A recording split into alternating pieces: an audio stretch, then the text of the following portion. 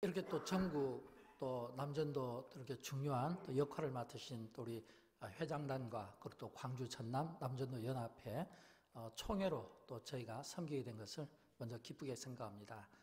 또 이렇게 먼 곳에서 방문해 주신 또 우리 모든 분에게 감사의 말씀을 드립니다. 그러면서 저는 오늘 이 자리에 계신 분을 이렇게 정의를 내리고 싶어요. 여러분 한 분 한 분은 지도자이십니다. 교회의 지도자이시고 교계의 지도자가 되십니다. 또 여러분 한 분 한 분은 미래에 정말 희망을 줄 수 있는 그런 기독인이 되어야 될 줄로 믿습니다. 제가 이 말씀을 드리는 것은 이유가 있습니다. 그것은 제가 이렇게 둘러보니까 저보다 이렇게 어린 분은 저보다 이렇게 나이가 적으신 분 없는 것 같아요. 다 저보다 연세가 많으시고 부모님까지는 아니라도 거의 부모님 세대에 이렇게 해당하는 분들도 계시는 것을 봅니다. 그러면서 이런 생각을 해봤습니다. 오늘 한국교회가 또 참 많이 고민하는 것, 또 한국 사회가 고민하는 것, 그 고민하는 것 중에 하나는 아마 지도자의 부재 아닐까 하는 생각을 갖게 됩니다. 지금 시대도 그렇고 과거에도 그렇고 정말 우리 시대가 이 지도자에 대한 인물론에 대한 이 참 부재, 그로 인해서 참 많은 어려움을 겪고 있고 반복된 역사의 선순환 속에서 참 고통하고 신음하는 것을 봅니다.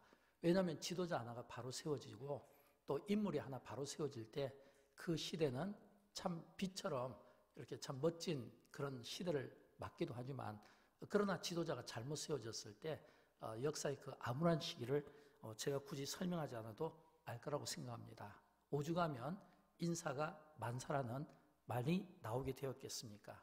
그만큼 한 사람이 중요하고 지도자가 중요하고 또 지도자의 역할이 중요하고 저는 정말 오늘 우리 시대에도 이런 지도자에 대한 이 목마름이 있고 저는 할 수만 있으면 교계를 대표하고 지역을 대표하고 교회를 대표하는 여러분들이 정말 지도자가 되어주었으면 좋겠어요.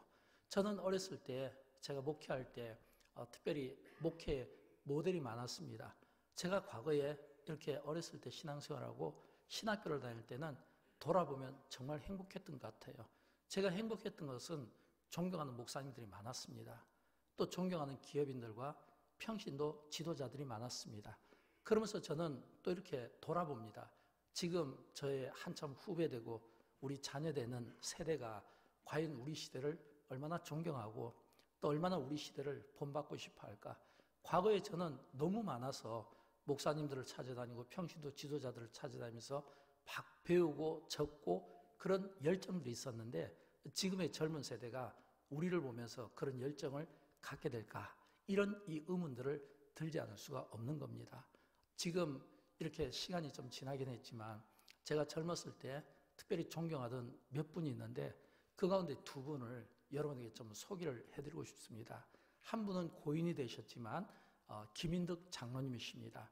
이분은 많이 아실 것 같아요. 왜냐하면 이분의 그 역할이 많았는데 특별히 우리 교계에서도 한국기독교 실업인 회장도 하셨고 또 기독교 경영인이었고 이 김인덕 장로님이 생각나는 것은 이분이 원래 참 이 우리 대한민국의 영화 산업을 발달시키고 영화 산업을 성공시킨 분이거든요.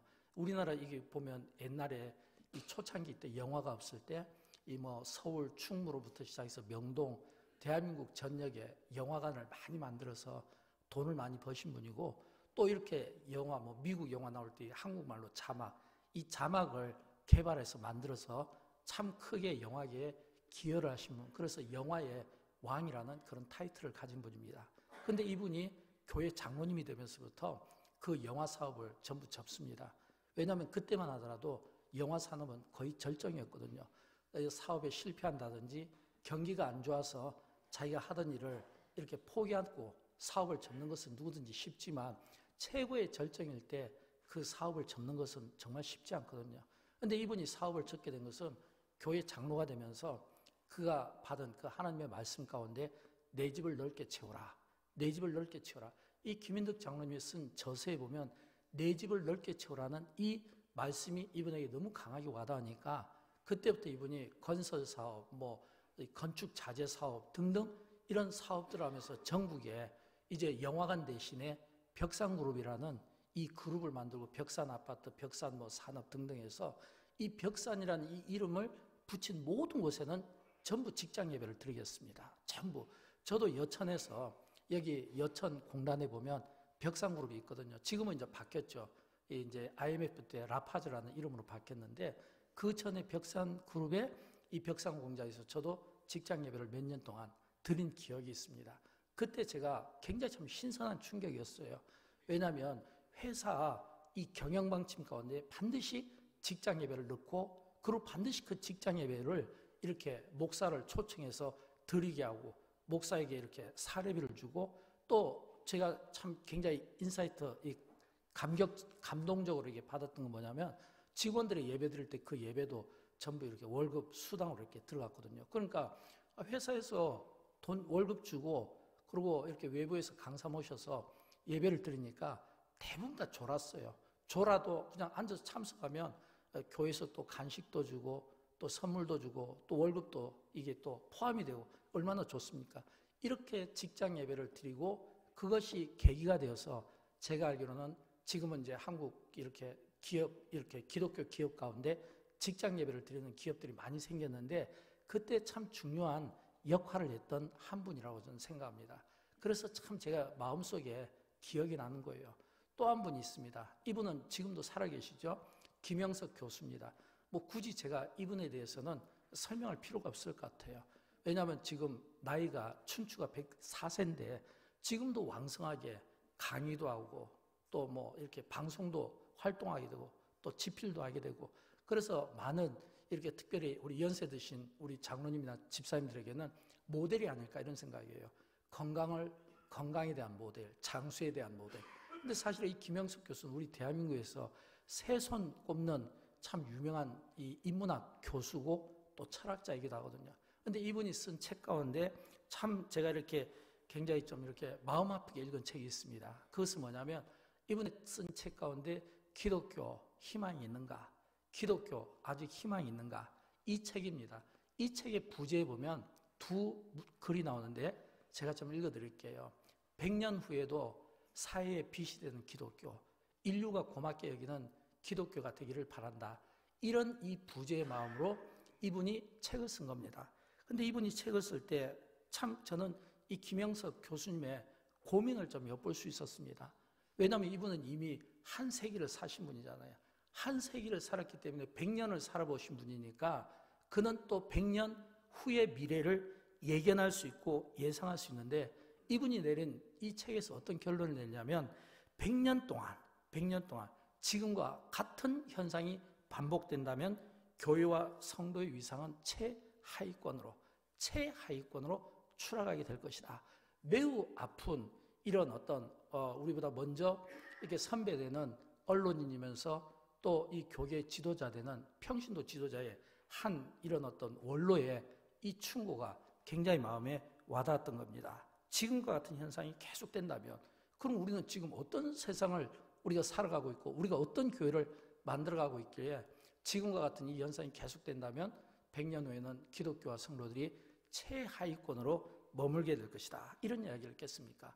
그러면서 그 이유를 몇 가지 들었는데 그 중에 한 이유가 교권을 차지하고 자리 싸움에만 혈안이 되어 있는 기독교 지도자들, 교권 싸움에 그리고 자리 싸움에 혈안이 되어 있는 이 교계 그리고 지도자들 그들이 진짜 교회가 이 시대에 담당해야 되고 감당해야 될 이 목에 대해서는 소홀히 여기고 있다는 겁니다. 그래서 100년 후에 기독교는 좋지 못한 결과를 내놓을 수 있다고 하는 원로의 이 뼈아픈 이 고백입니다.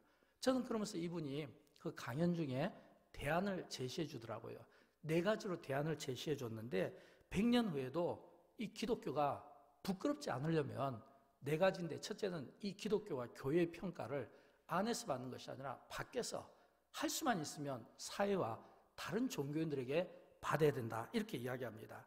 이 기독교 밖에서 이 믿지 않는 불신자들이나 또는 타 종교인들 그들이 기독교에 대해서 어떤 평가를 하냐면 고맙다. 고맙게 여길 수 있도록 만들어줘야 된다는 겁니다. 그래서 세상에 기독교가 희망이다. 이런 희망이라는 것을 듣게 해줄 수 있어야 된다는 겁니다. 왜냐하면 예수님께서 말씀해 주셨잖아요. 예수님께서 우리에게 너희가 빛이 되고 소금이 되라고 할 때 그 필드를 교회라는 말을 해준 적이 없지 않습니까? 교회에서 빛이 되라 말씀하신 적이 있나요? 교회에서 소금이 되라 말씀하신 적이 있나요? 아니잖아요. 세상이라고 했잖아요. 세상.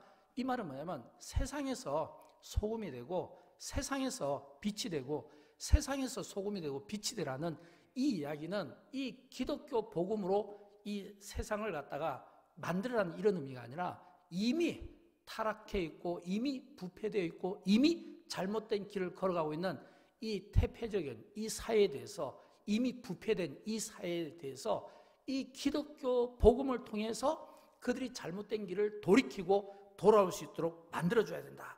기독교인의 사명은 예수님의 뜻과 가르침을 세상 가운데 들려주는 게 이게 목적이라는 거예요. 그래서 이분은 항상 강조하는 거예요.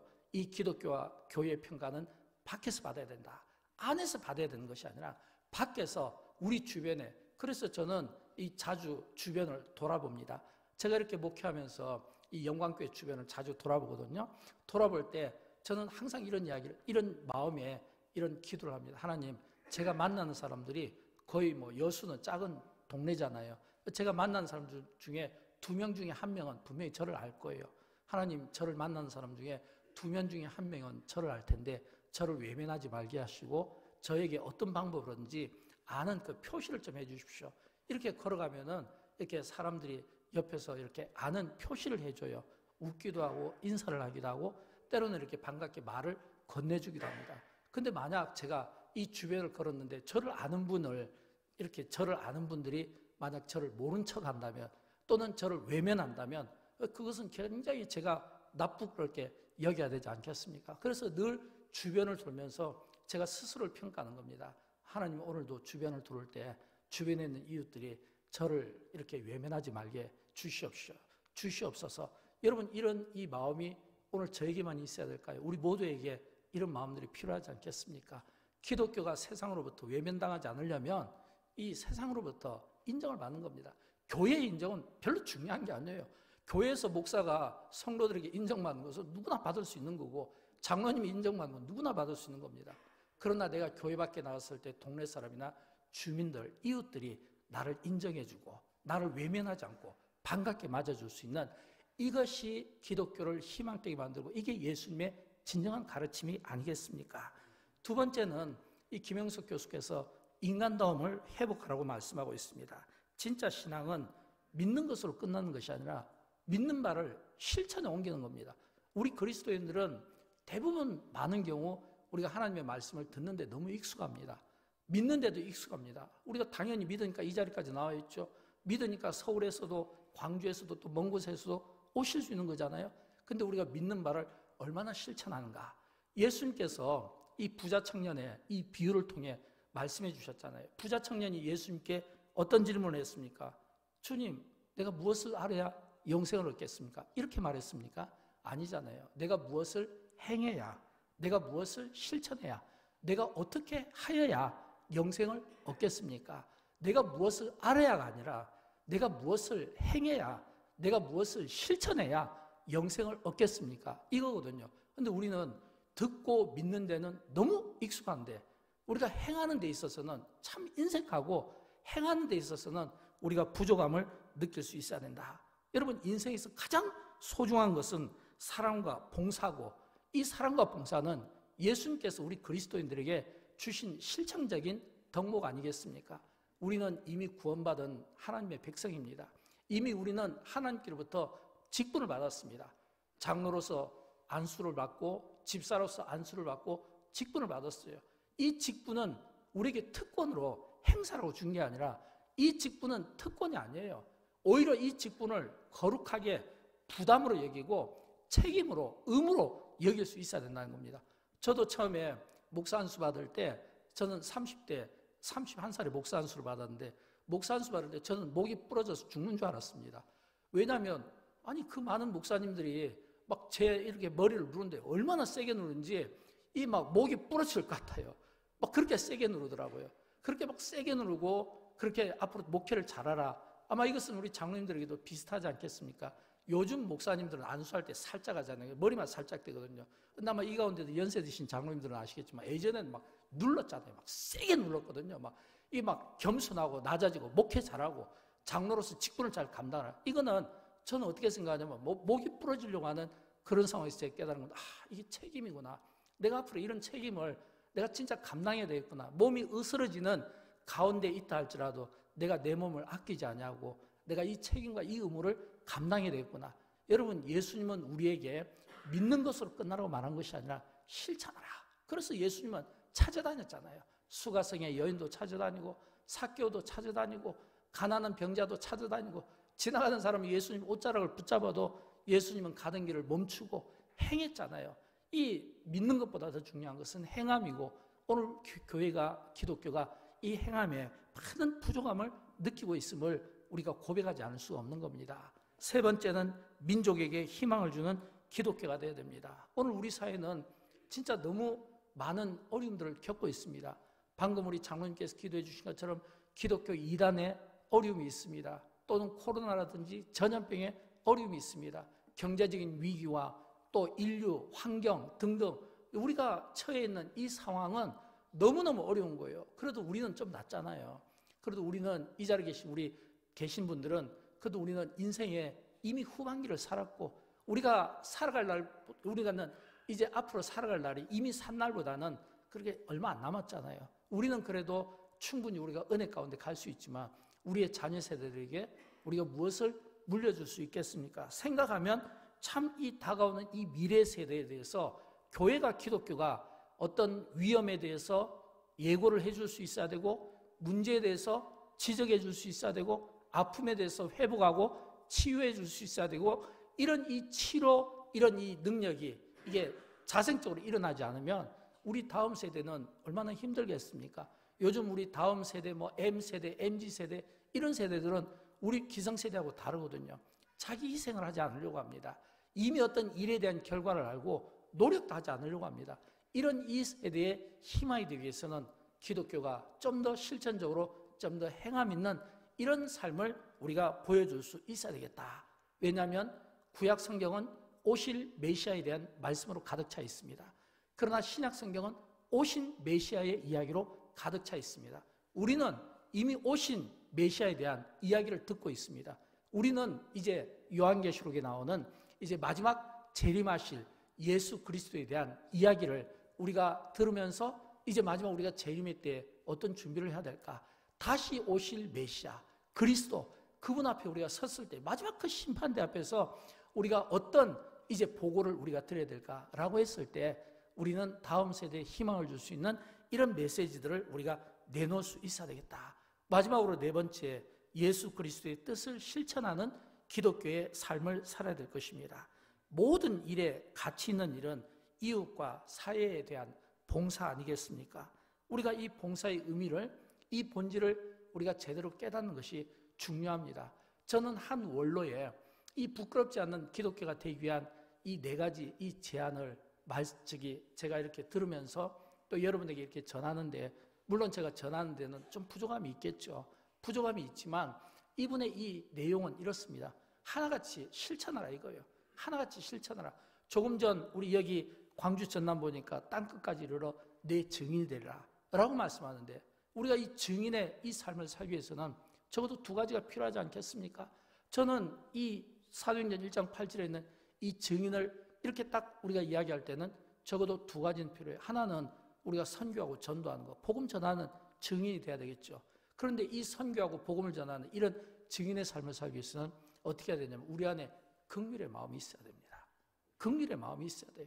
여러분, 우리 그리스도인들이 예수의 마음을 우리가 본받고 예수의 삶을 우리가 살고자 하면 반드시 우리의 삶은 긍휼의 마음이 있어야 돼요. 모든 세상을 예수 그리스도의 관점으로 보고 예수님처럼 생각하고 예수님처럼 말하고 예수님처럼 기도하고 예수님처럼 섬기고자 하는 이런 예수님의 이 긍휼, 이 긍휼이 우리 안에 있을 때 내 안에 있는 어떤 악들을 막 얼음같이 단단한 이런 악들을 녹여내릴 수 있고, 긍휼이 있을 때 내가 다른 사람을 이해하고 배려할 수 있고, 긍휼이 있을 때 내가 다른 사람을 위해서 내가 희생할 수 있고, 긍휼이란 이 마음이 있을 때 우리는 선교도 하고 우리는 복음도 우리가 전할 수 있다고 하는 것입니다. 여러분, 김영석 교수의 이 메시지는 오늘 이 시대를 살아가는 저에게도 필요하지만 오늘 이 시대의 평신도 지도자로 계시는 여러분에게 오늘 이 말씀이 필요하지 않겠습니까? 저는 이 자리에 계신 우리 장로님, 우리 집사님들의 그 가슴에 이런 이 마음들, 예수의 이 긍휼의 마음을 통해서 진짜 세상의 구원을 위해서 우리가 하나님의 선한 도구로 선교로, 긍휼로, 구제로 우리가 쓰임을 받기는 바라는 것입니다. 예수님은 오늘 산상설교를 통해 우리에게 강조합니다. 너희는 세상의 소금이더라. 너희는 세상의 빛이더라. 너희는 세상의 이 이야기는 우리가 쓰임받아야 될 장소는 교회가 아닙니다. 교회가 아니에요. 우리가 쓰임받아야 될 장소는 우리의 삶의 현장입니다. 우리의 이웃이 될 수 있고 직장이 될 수 있고 일터가 될 수 있고 믿지 않는 불신자들, 바로 그 깊은 그 세상 속에 들어가서 거기에서 너희는 빛처럼 소금처럼 쓰임을 받으라는 겁니다. 여러분, 저는 예수님께서 너희는 세상의 빛이더라, 너희는 세상의 소금이더라 말씀하실 때 이 말씀을 제자들에게 하실 때 어떤 마음이었을까? 예수님의 마음을 한번 생각해 봅니다. 아마 예수님께서는 이런 마음이었을 것 같아요. 베드로에게 그리고 요한에게 모든 제자에게 산상설교를 듣기 위해 산 꼭대기에 올라온 모든 자들에게 너희는 세상의 소금이더라. 이 너희는 제자들도 되지만 우리도 되고 이 너희는 오늘 이 말씀을 하는 우리 모두가 되는데 너희는 세상의 소금이더라. 이 이야기는 주님이 믿고 싶다는 겁니다. 너희가 세상의 소금이 될 것을 내가 믿고 싶다는 겁니다. 너희가 세상의 빛이 되는 것을 내가 믿고 싶다는 겁니다. 여러분, 마태복음 28장 마지막 절에 보면 예수님께서 승천하시기 전에 이 제자들을 놓고 마지막 작별 인사하잖아요. 그때 작별 인사할 때 너희는 세상의 모든 민족을 제자로 삼으라 말하죠. 근데 그렇게 말할 때 그 앞에 마태복음 28장 16절에 보면 그 12 제자들, 그 예수님을 따른 그 가룟 유다를 뺀 그 11제자들, 그 제자들이 어떤 제자들이었냐면 예수님이 승천하시기 전에 본 그들의 모습은 의심이 많았습니다. 믿지를 못했어요. 의심 많고 믿지 못하는 그들을 향해서 예수님은 믿고 싶다고 이야기한 겁니다. 우리가 믿음직스러워서 그 말을 한 게 아니라 우리가 부족하고 연약하고 잘 넘어지는 걸 알지만 그래도 믿고 싶다는 겁니다. 믿고 싶다는 겁니다. 세상에 나가서 빛처럼 소금처럼 쓰임을 받아라. 그러기 위해서는 반드시 우리가 해야 될 게 있습니다. 그건 뭘까요? 빛과 소금의 특징은 자기를 소모시키는 거잖아요. 자기를 태우는 거잖아요. 자기를 희생시키는 거잖아요. 오늘 우리 시대에 가장 안 되는 것은 뭐 리더십도 약하지만은 또 안 되는 것은 자기가 희생하지 않으려고 하는 겁니다. 남의 것은 써도 내 것은 쓰기 싫은 거예요. 어떤 공동체의 것, 공적인 것은 쓰고 싶어도 내 것은 쓰고 싶지 않은 거예요. 우리는 내 것은 쓰고 싶지 않은 거예요. 다 보면 공적인 자금, 공적인 거 또는 다른 사람의 것 쓰고 싶지 내 호주머니에서는 단돈 10,000원도 쓰고 싶지 않은 겁니다. 이게 오늘 우리 시대의 모습인 겁니다. 내 거는 쓰고 싶지 않으면서 남의 것만 자꾸 쓰게 만드는 이런 시대에서 우리가 진정한 희생이 나오겠냐는 겁니다. 제가 끝으로 한 말씀만 드리고 마치겠는데요. 제가 이게 최근에 아프리카 차드를 다녀온 적이 있습니다. 제가 거기서 굉장히 감동을 받았어요. 아프리카 차드는 이 아프리카에서 가장 가난한 나라입니다. 이 사하라 사막 내륙지대에 있고 이 아프리카에서 땅이 5번째로 큰 나라입니다. 너무 가난하고 너무 이렇게 먹을 것이 없고 가장 부족한 게 뭐냐면 물이에요. 물이 부족해요. 물이. 그래서 제가 거기에 간 목적은 교회도 세우고 마을 하나를 택해서 그 모든 마을 사람들이 물을 이렇게 마실 수 있도록 이걸 갖다가 이렇게 제공하기 위해서 제가 다녀왔는데 제가 감동받은 것은 이 가는 곳곳마다 우물이 있더라고요. 가는 곳곳마다. 굉장히 충격이었어요. 가는 곳곳마다 우물이 있어요. 제가 생각할 때 우물이 너무너무 많았어요. 근데 그 우물이 보니까 전부 다 우리 한국교회 성도들, 무명의 성도들, 무슨 영광교회 딱 이름으로 우물을 파고 이게 아니라 그냥 어느 교회, 어느 집사, 어느 장로, 어느 성도 또는 자녀들 이름으로 해서 전부 무명의 성도들의 그 이름으로 우물을 파는데 그 우물이 수백 개가 아니라 수천 개가 있더라고요. 정말 거기서 제가 얼마나 감동을 받은지 몰라요.